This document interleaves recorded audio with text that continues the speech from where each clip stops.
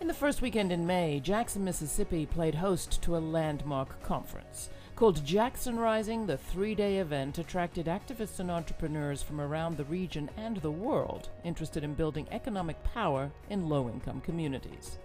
The conference was conceived as part of late Mayor Chokwe Lumumba's plan to develop Mississippi's aging capital from the bottom up through what he called solidarity economics. But Jackson isn't the only city experiencing a grave wealth gap these days. How might worker-owned co-ops help build strong local economies that are good for everyone? Thanks to support from our viewers, Grit TV was able to attend Jackson Rising with Tessa, the toolbox for education and social action. Here's some of what we heard. Jackson Rising is, I almost say unfortunately unique, because the thing that is happening in Jackson is so exciting, and the idea that you're getting so many people from cross-sector to really take control and say, this is our community, these are our lives, this is our economy. We are going to raise Jackson. The main thing that people are straight up just interested in, minus all the other abstract stuff, job. I need a job, I need a stable job, I need health care, I need child care, and I need it at a rate that's affordable. If we can work together to figure that out, I'm all in. There's all these different formations that are trying to figure out how we start. And so the Southern Grassroots Economies Project is one of them. And that formation was born out of some work that happened at the U.S. Social Forum in Atlanta, Georgia in '07. And then there was a gathering held at Highlander, trying to bring people together who were doing work around economic alternatives. And so that work really helped catapulted us to think about what does cooperative economics look like in the South, and who's all doing that, and how do we make sure that groups that are normally marginalized out of the conversation are in. First of all, a co-op, and I want to say this as strongly as possible, is a very competitive business. It is not kumbaya land, it is not committee land, it is not out there in some fantasy economy, it's in the real economy. It's lean without being mean.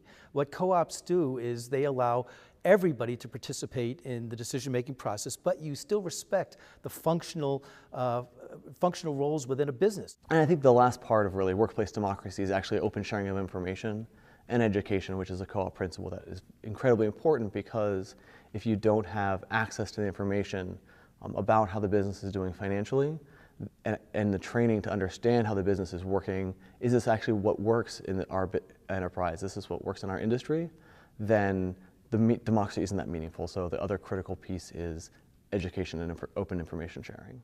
The people that have come here, not just from Jackson, not just from the South, but across United States and maybe wider, because people want to understand what's going on here, I believe, so they can emulate it in their own communities.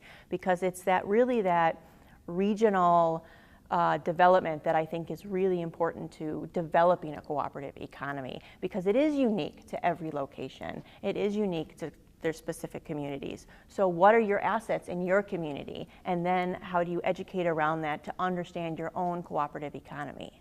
I first learned about cooperatives when I was here in the 1960s as a freedom marcher.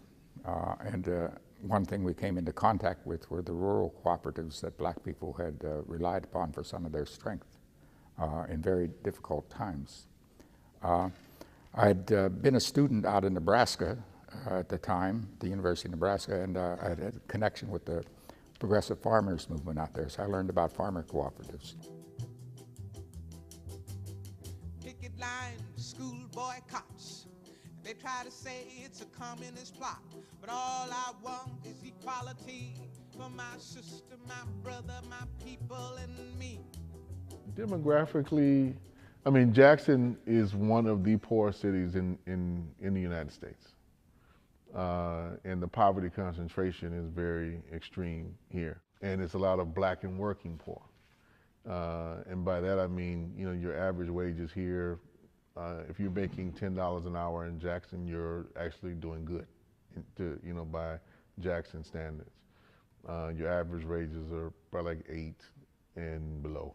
Jackson's infrastructure is going to have to be entirely overhauled within the next 10 years by a federal mandate. So there's a ton of resources that are going to have to be spent. It winds up becoming a political question of who's going to get them, right? So the cooperatives were one of the things that we were strategically looking at when I was working in the mayor's office. of how do we make sure that these jobs go to Jacksonians and not just contracted out to any and everybody. The co-ops and us being able to facilitate some of that from the city side was the most soundest means that we knew that we can devise and help facilitate producing. It was important for me to come and learn and get inspired because at times if you work in a small corner, you can forget that actually the struggles, the issues, the concerns, the challenges are the same, similar. Of course, there are differences, but for me, I've learned a lot from the Jackson Conference, and I'm inspired because these are people who have not given up hope for what could be a better world, a better society. And that's a message I want to take back home, because at times people want to give up because they think they are alone in the world. My goal is still to see how many seeds can we plant so that you can see a complete cultural shift. Because even if we shift the policies, even if we shift and there's more technical assistance and cooperation Jackson happens, if we don't culturally shift and we culturally shift the people's minds to go, actually, this is mine, then it doesn't matter, because then there'll be gains and then there'll be rollbacks. So my goal long term is to have a cultural shift from people from an individualistic society to one of saying collective ownership. My goal is to actually have Jackson's risings in all the cities in this region. I think this is a moment that we cannot miss. And that's why it's so important that the labor movement understand that we must organize the South. You see Jackson Rising, you see the Moral Monday movement taking off around the South. You see the fast food workers movement spreading around the South. Workers in the South have had enough. They want change, they want hope, they want to believe that things can be different, and they can be if unions make lasting investments in the South. Coming back here to Jackson feels really great and empowering to me. I was born only a few hundred miles from here. And as I said yesterday, I was in another form of a cooperative, but it wasn't my cooperative, and it was called sharecropping. I come from sharecroppers. And we worked someone else's land, and we did all of this, and they got all the profits, and they gave us little to nicks of nothing. I mean, even the house that we lived in wasn't our house, it was their house, you know. And so now that I'm back here in the South, and now I have my own company, and it feels so great. It feels so good.